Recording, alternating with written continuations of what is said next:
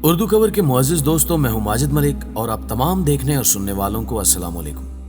नाज़रीन ग्रामी, डॉक्टर मुनीर अहमद लंगा जिला चकवाल की जानी मानी शख्सियत है। ये पेशे के लिहाज से MBBS डॉक्टर है। 35 साल अपनी खिदमात सरकारी तौर पर सरंजाम देने के बाद अब ये अपना एक प्राइवेट क्लिनिक चला रहे हैं। ये मेरे देरीना दोस्त भी हैं। बदकिस्मती के साथ इनका कोरोना टेस्ट भी पॉजिटिव आ गया था, लेकिन अब अल्लाह के फजलो करम से ये इस वबा को शिकस्त देने के बाद एक सेहतमंद जिंदगी गुजार रहे हैं। जिस दौरान ये कोरोना की बीमारी का शिकार हुए, उस दौरान ये मुख्तलिफ तजुर्बात से गुजरे और मुकम्मल तौर पर सेहत याब होने के बाद इन्होंने एक तहरीर लिखी जो कि वाकई हैरान कर देने वाली थी। इस दौरान ये किन तजुर्बात से गुजरे, वो सब कुछ आज की इस वीडियो में शेयर किया जाएगा। अगर खुदा न खास्ता आप भी इस बीमारी का शिकार हो चुके हैं या मुस्तकबिल में अल्लाह ना करे होते हैं, तो ये वीडियो आपके लिए इंतहाई अहम है। वाज़ेह रहे कि इस वीडियो में आवाज मेरी यानी माजिद मलिक की है और अल्फाज डॉक्टर मुनीर अहमद लंगा के हैं। तो आइए चलकर आज की वीडियो का आगाज करते हैं। ये मुझे होने वाले बुखार का 5वां या 6ठा रोज था जब मैंने खुशू खजू के साथ अपने रब से दुआ मांगी। मैं अपने रब के सामने रोया, गिड़गिड़ाया और इल्तिजा की कि मैं अपनी जिंदगी का बेशतर हिस्सा गुजार चुका हूं। मेरी तमाम तर जिंदगी तलातुम खेज मौजों की मानंद गुजरी है। मेरी जिंदगी में मस्ती थी, हंगामा था, तूफान था, शोर शराबा था। मेरी जिंदगी में जमूद नहीं था। मैं अपनी जिंदगी में हम वक्त कुछ न कुछ करता रहता था। मैं मरने से कतन नहीं डरता, लेकिन मैं इस कोरोना से भी नहीं मरना चाहता। मैं नहीं चाहता कि मेरे मरने के बाद कोई मेरा मुंह तक ना देख पाए, कोई मेरे जनाजे पर भी ना आ सके और मेरे बच्चे, मेरे फैमिली मेंबर्स मुझे अच्छे तरीके से अलविदा भी ना कर पाए और मुझे किसी अजनबी की मानिंद ताबूत में बंद करके कब्र में फेंक दिया जाए। अपने रब से होने वाले इस मुकालमे के बाद मुझे यूं लगा गोया मेरी जिंदगी ही बदल कर रह गई हो। मेरी तमाम बेचैनियां, मेरे तमाम खदशात, मेरी तमाम परेशानियां इस मुकालमे के साथ ही हवा हो गई। मैं अपने आप को हल्का फुल्का महसूस करने लगा। मुझे हौसला मिल गया। मैं अब इस बीमारी को पिछाड़ने में कामयाब हो पाऊंगा। अब अगर मुझसे कोई पूछे कि मैंने इस मूजी कोरोना को कैसे शिकस्त दी, तो मैं इसके जवाब में सिर्फ यही कहूंगा कि अपने रब से मिलने वाली हिम्मत, जुर्रत और खुद एतमादी ने मुझे इस बीमारी को पिछाड़ने में अहम किरदार अदा किया। नाज़रीन ग्रामी, ये शायद 21 मई का दिन था जब मुझे पहली बार बुखार हुआ। इब्तिदा में मैंने इसे आम बुखार समझा, इसलिए ना ही मैंने बुखार चेक किया और ना ही कोई टेस्ट करवाने की जरूरत महसूस की। समाजी फासले और मास्क की पाबंदी तो मैं पहले ही दिन से कर रहा था और ये असूल मैंने अपने घर वालों पर भी सख्ती से लागू कर रखा था, इसलिए मुझे इस हवाले से भी कोई खास एहतमाम करने की जरूरत पेश नहीं आई। ये घर पर लागू समाजी फासले और मास्क पहनने की पाबंदी का ही नतीजा था कि जब मैं इस बीमारी से सेहतयाब हुआ तो मेरे तमाम घर वाले इस बीमारी से महफूज थे और इनमें से किसी एक का भी कोरोना टेस्ट मुस्बत नहीं आया। वरना आजकल अगर घर में किसी एक शख्स में कोरोना की अलामात जाहिर हो और उसकी तमाम फैमिली का कोरोना टेस्ट करवाया जाए तो उस तमाम फैमिली का कोरोना टेस्ट मुस्बत आता है। और इसकी वाहिद वजह यह है कि हम बाजारों और दीगर भीड़ भाड़ वाली जगहों पर तो समाजी फासले और मास्क पहनने की जहमत गवारा कर लेते हैं, लेकिन घरों पर हम इस अहम पाबंदी को बिल्कुल नजरअंदाज कर देते हैं, क्योंकि हम लोग इस खुशफहमी का शिकार होते हैं कि हमारे घर में किसी को कोरोना नहीं है, हम इस बीमारी से महफूज हैं। चुनांचे इन घरों में जब भी कोई फर्द बाहर से कोरोना वायरस लेकर घर में दाखिल होता है तो समाजी फासले की दूरी न होने के बायस चंद घंटों के अंदर ये वायरस तमाम घर वालों को अपनी लपेट में ले लेता है। 21 मई को होने वाला बुखार ईद के रोज तक जारी रहा। ईद वाले रोज मेरी तबीयत कुछ इस कदर खराब थी कि मैं नमाज पढ़ने ईदगाह भी न जा सका। इस दौरान मैं समाजी फासले और मास्क की पाबंदी के साथ घर वालों से मिलता जुलता रहा, जबकि ईद की छुट्टियों के बायस मैं इन दिनों क्लिनिक पर भी न जा सका।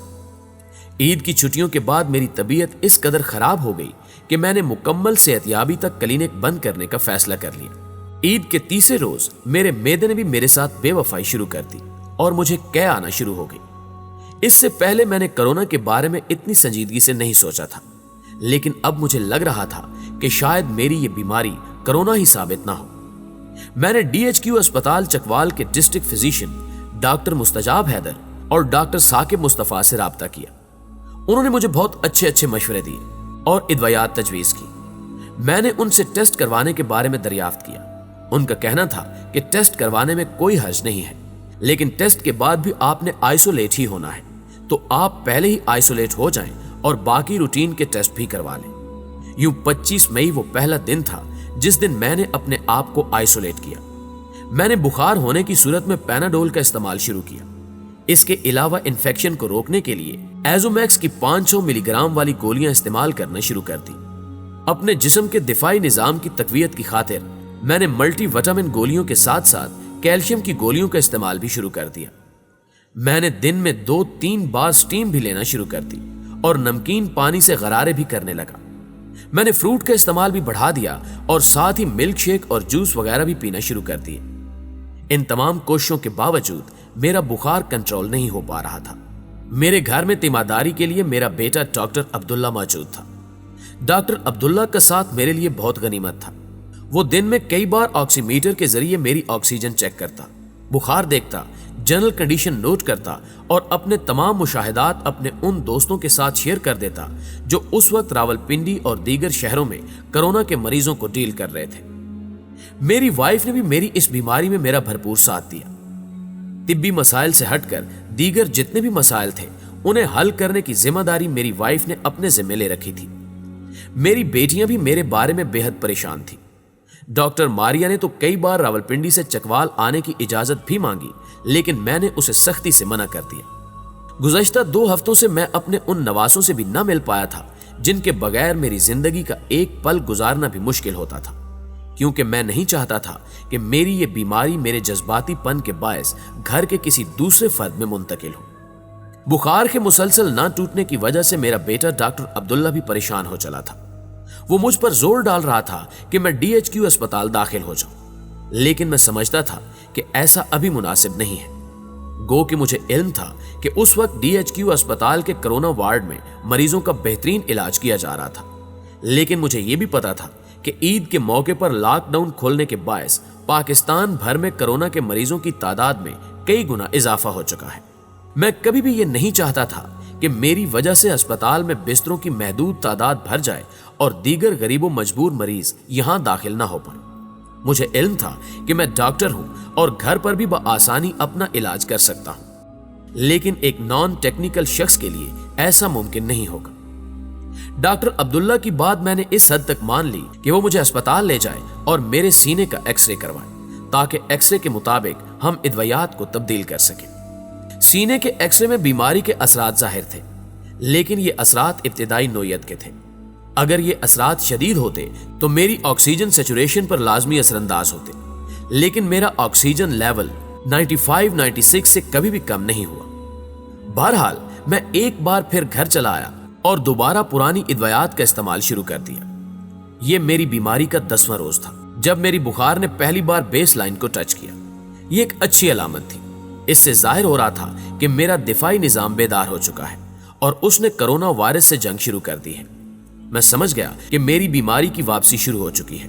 अगले 3-4 रोज के अंदर मेरा बुखार बिल्कुल ठीक हो गया। 1-2 दिनों के बाद मैंने कोरोना की जांच के लिए एक इनडायरेक्ट टेस्ट करवाया, जिससे मेरे खदशात की तस्दीक हो गई कि मुझे होने वाला बुखार कोरोना ही था। अब वो टेस्ट करवाए भी 1 हफ्ता हो चला है।